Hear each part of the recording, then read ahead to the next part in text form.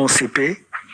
Et à la fin, il y en a un qui va au lycée professionnel et l'autre qui fait une grande école, alors qu'il y a une petite inégalité au départ. Alors comment ça se fait? Ça se fait par un mécanisme de croissance géométrique que tout le monde peut comprendre. Vous imaginez que vous ayez des élèves de milieu populaire qui réussissent à 50% des épreuves. Donc ils rentrent en sixième, il y en a 100. Il y a une sélection au brevet, il en reste 50 dans les voies royales. Il y a une sélection en fait de la seconde, il en reste 25. Il y a une sélection en terminale, il en reste 12. Il y a une sélection dans les grandes écoles, il en reste 6. Enfin 6, 25. Bon. Vous prenez des bourgeois entre guillemets. Bon. Eux, ils sont sélectionnés, 80% réussissent. Au départ, c'est pas une énorme inégalité puisqu'ils ont 1,3 fois plus de chances de réussir que les autres. C'est pas énorme. Bon. Si les inégalités c'était 1,3 fois plus, on s'en accommoderait beaucoup. Mais vous allez avoir, à la fin du brevet, ils sont 80. Dans les bons bacs, ils sont 64. Dans les bonnes facs, ils sont 50, puis ils sont 40, puis ils sont 32, et ils sont 32 à la fin.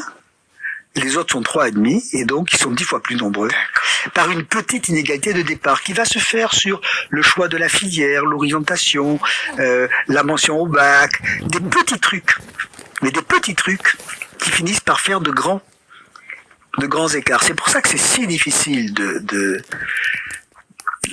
lutter parce que c'est un phénomène d'agrégation de petites inégalités au fond.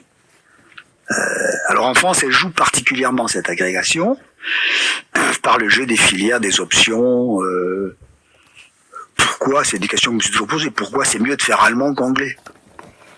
Parce que quand on fait allemand, on a plus maintenant, mais à l'époque, parce que vous étiez dans une classe de meilleurs élèves, plus sélectionnés avec des... D'accord. Ça faisait un petit écart. Ok. Voilà, qui n'a rien à voir avec l'allemand, rien à voir avec l'anglais, rien à voir avec l'espagnol. Ouais. Mais ça fait un petit écart.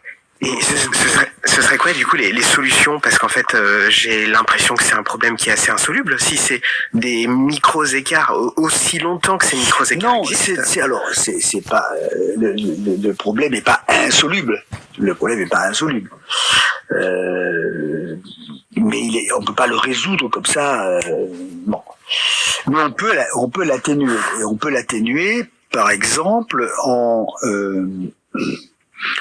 en disant ce que font beaucoup de pays, jusqu'à la fin de l'école obligatoire, jusqu'à la troisième, on sélectionne pas, et l'objectif c'est que tout le monde ait ce à quoi il a droit.